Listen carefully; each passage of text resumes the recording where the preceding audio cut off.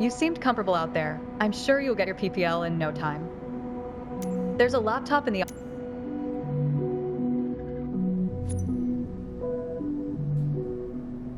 Here you can see all the different certifications you can pass throughout your career. Your first step, all the training lessons you'll need.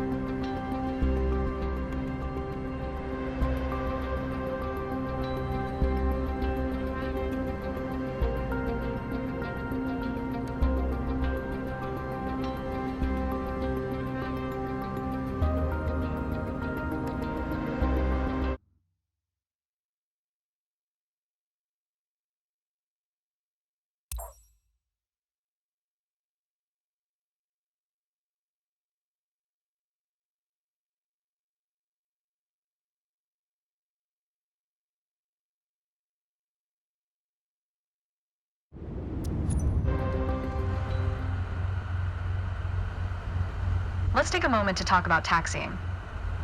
Taxiing refers to moving the aircraft on the ground under its own power. In particular, getting from the ramp out to the hold short point on the edge of the runway. Steering on the ground is managed through the rudder pedals. That's right, unlike driving a car, we turn by using our feet. Okay, ready? With the throttle idle, release your parking brake.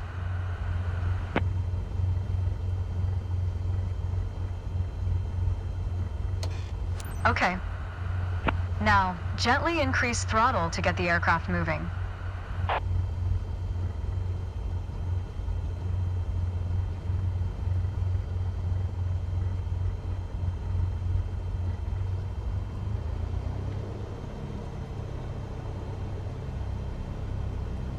Add power to start taxiing. Go easy on your throttle. Use your rudder pedal to turn left and enter the taxiway. Increase throttle to gain forward momentum and then reduce RPM accordingly to match a fast walking speed while taxiing. Now, test the brakes.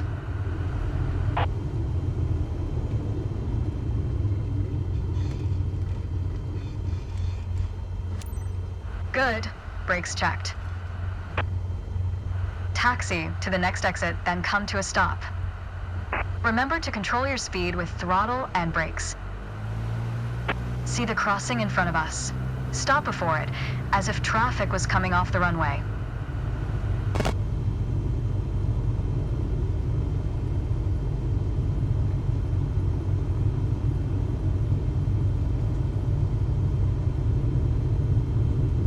Watch your speed.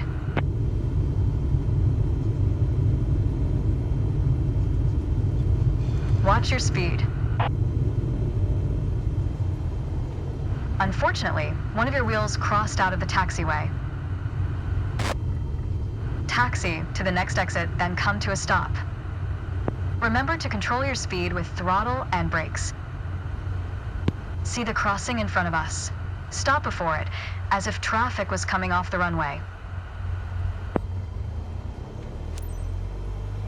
Unfortunately, one of your wheels crossed out of the taxiway. All right, taxi to holding point Alpha 1 next. It's at the far end of the airport, near the head of runway 21. Stay as close as possible to the taxiway center, marked by the yellow line, and watch your speed.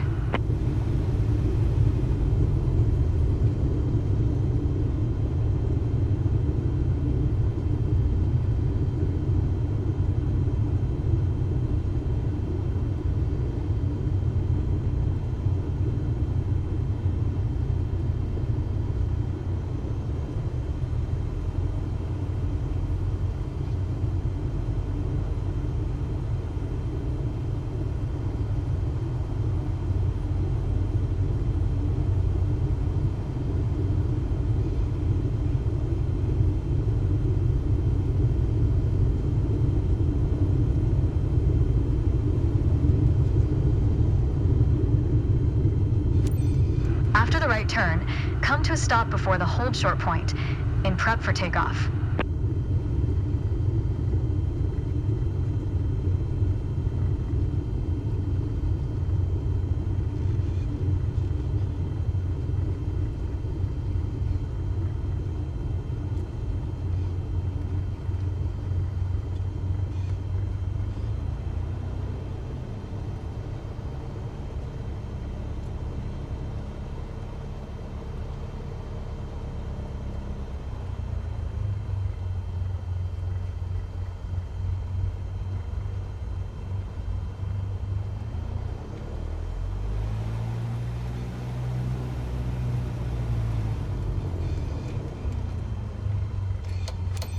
You've mastered that lesson.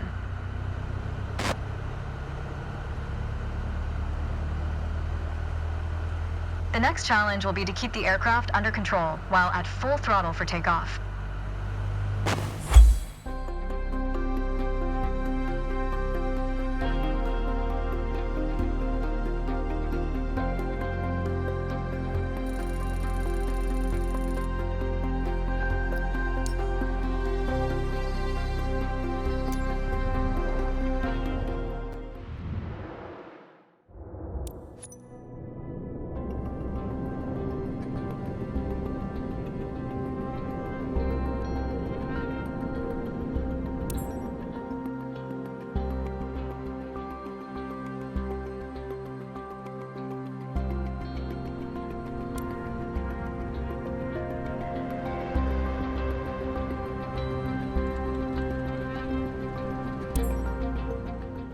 There's an old saying I like, a mile of road will take you a mile.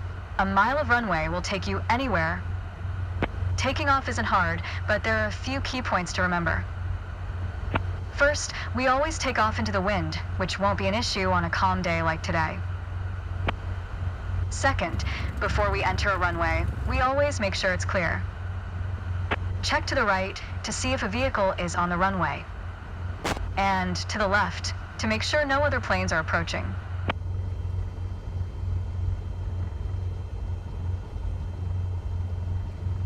Runway numbers are not arbitrary. Each number matches the first two number of the runway's compass bearing, rounded to the nearest 10 degrees. For example, a runway orientated towards the north would be numbered 36, which is 360 degrees on a compass. Everything looks good, no cross traffic. Go ahead and taxi into position. Now slowly taxi onto the runway and align the plane with the center line. Then stop your plane just after the number 21.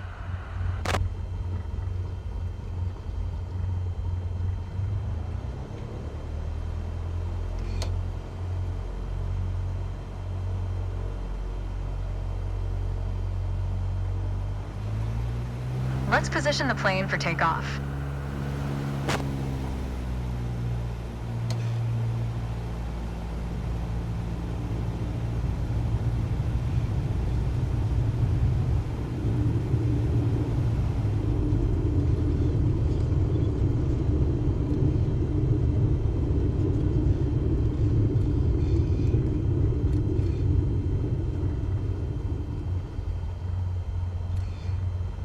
Not bad.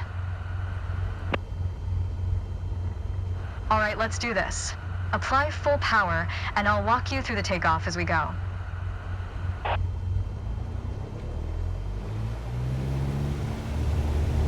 Use your rudder to stay on the center line, and keep pushing power until you reach 55 knots.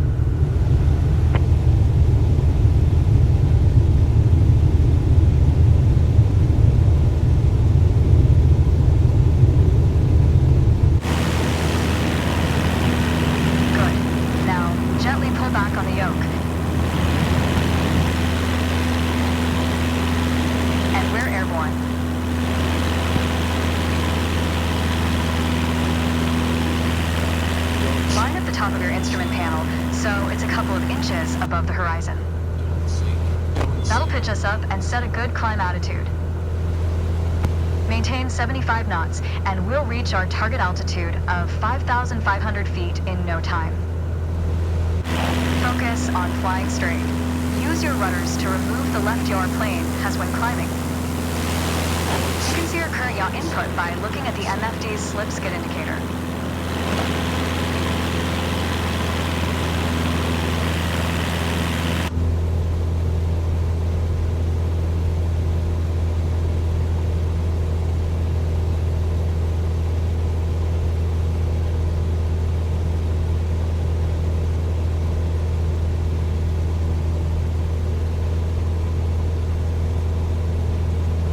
Maintain 75 knots and climb to... Okay, 5,500 feet. You've reached your target altitude. That was a nice takeoff.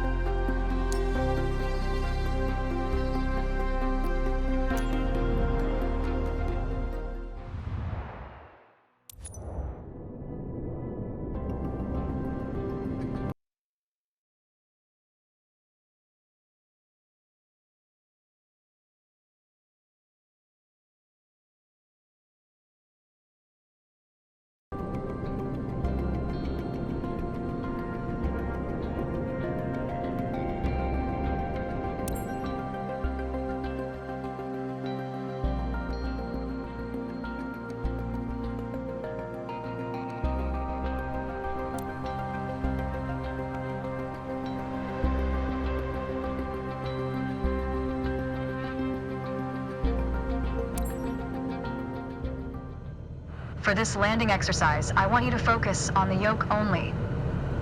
We're close enough to the runway to land safely without adding any throttle. Maintain a speed of around 65 knots. Pitch down if you're going too slow. Pitch up if you're too fast. Keep your airspeed at 65 knots. When you're 10 feet above the runway, it's time to flare. To flare means to raise the nose of the aircraft to slow your descent for a softer landing, but without ever leveling off or climbing. The main landing gear will touch down before the nose wheel does.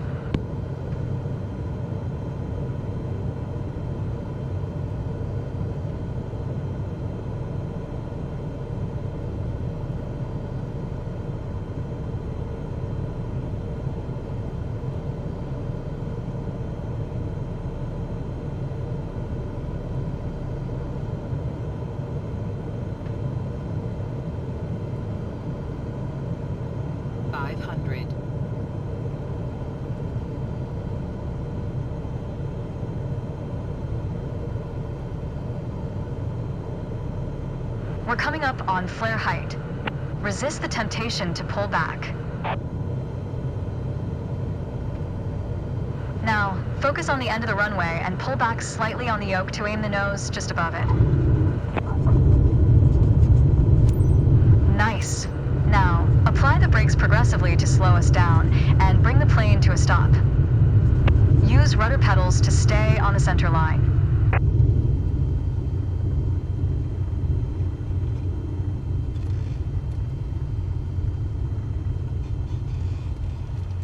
That was excellent.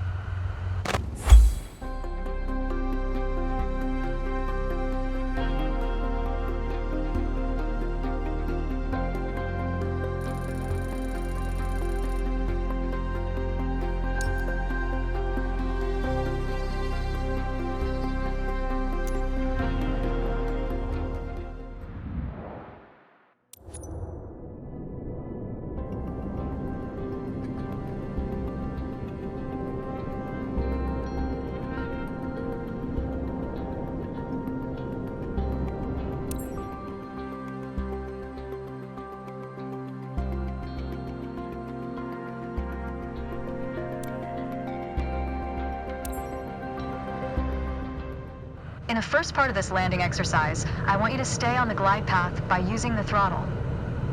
You can make small corrections with the yoke to stay aligned with the runway.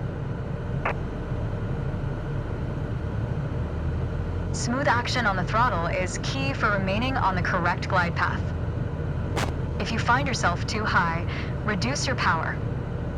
If you're too low, increase it. Remember though, always make soft corrections. You don't want to overcompensate. Now you can use the elevator to land.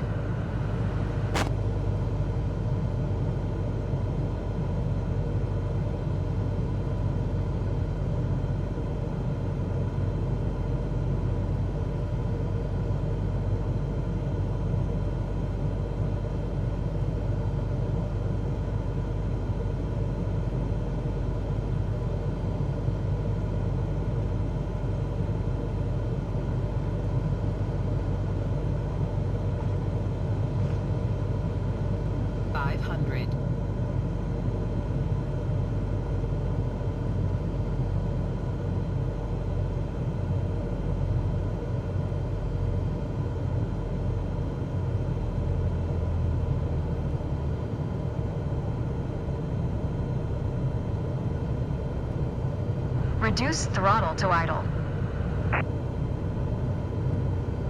Now, focus on the end of the runway and pull back slightly on the yoke to aim the nose just above it. Nice. Now, apply the brakes to slow us down and bring the plane to a stop. You did well, but you can do better.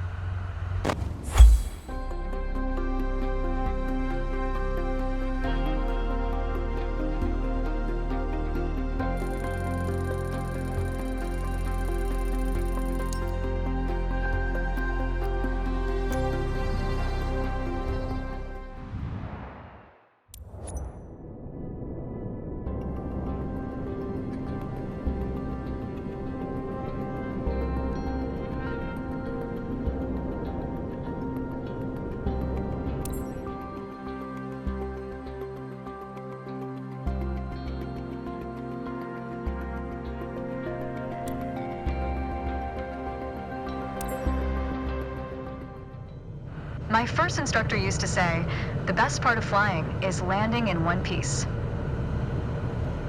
Today, you're in charge of bringing us in for a safe landing. And I've already set us up in landing configuration at 65 knots with 20 degrees of flaps.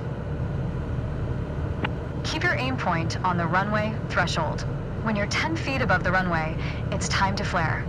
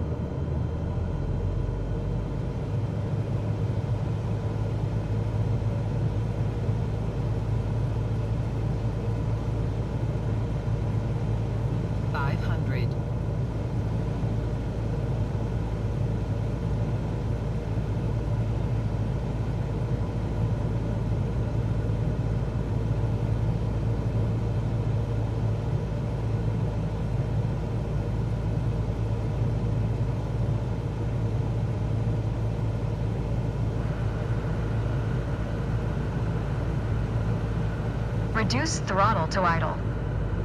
Now, focus on the end of the runway and pull back slightly on the yoke to aim the nose just above it. Nice. Now, apply the brakes progressively to slow us down and bring the plane to a stop. Use rudder pedals to stay on the center line.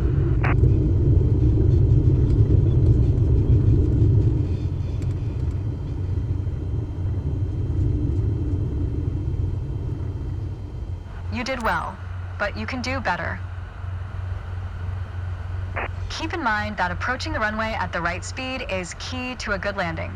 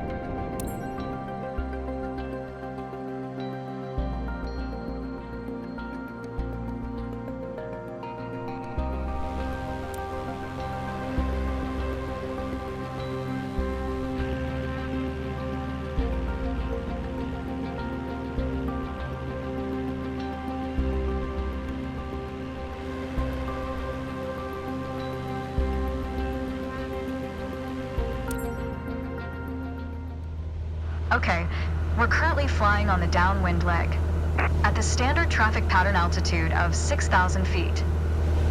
It's a flight path parallel to the landing runway, but in the opposite direction. In downwind, you want to start preparing for landing. That means setting your speed and flaps configuration. We are passing the end of the runway, so go ahead and reduce RPM to 1700. It will help you to slow you down to 80 knots and begin your descent. The flaps provide extra lift at the expense of additional drag. This extra lift allows flying at a lower airspeed. Flaps allow for smoother and shorter landings. Go ahead and extend 10 degrees of flaps, all while maintaining current speed. You need to stay in the pattern for the sake of this exercise.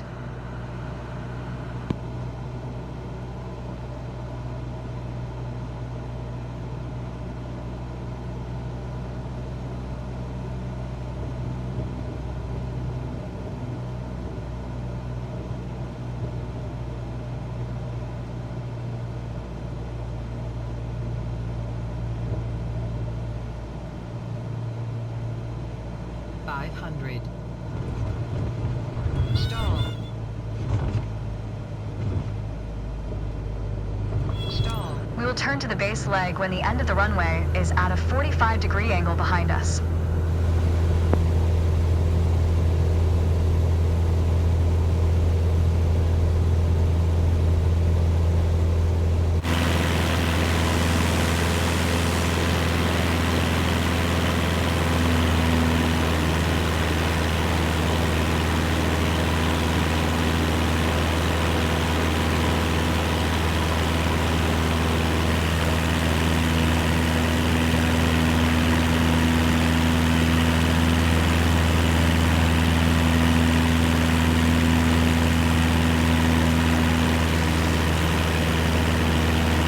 Onto the base leg.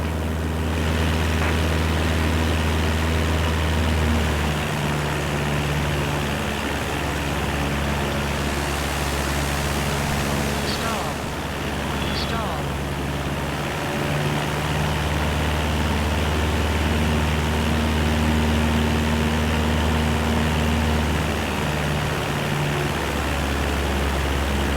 Try to keep our speed around 75 knots. Keep an eye on the runway as we get ready for our final turn.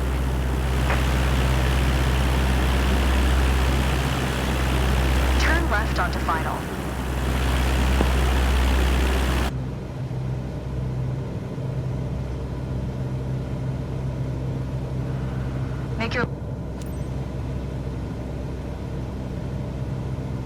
Keep a stabilized approach with 65 knots airspeed and prepare for landing. Use throttle and flaps as required to adjust the glide slope. 500.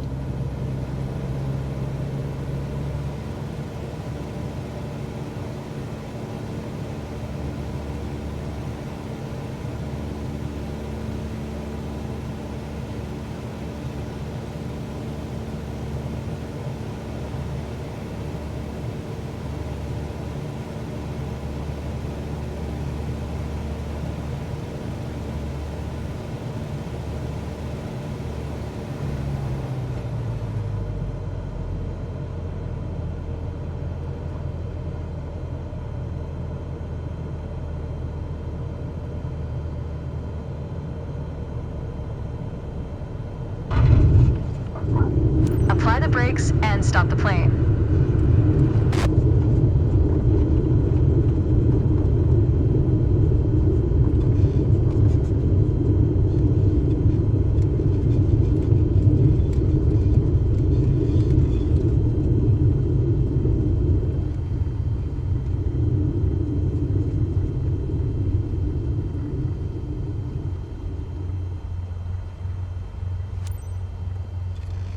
That was all right.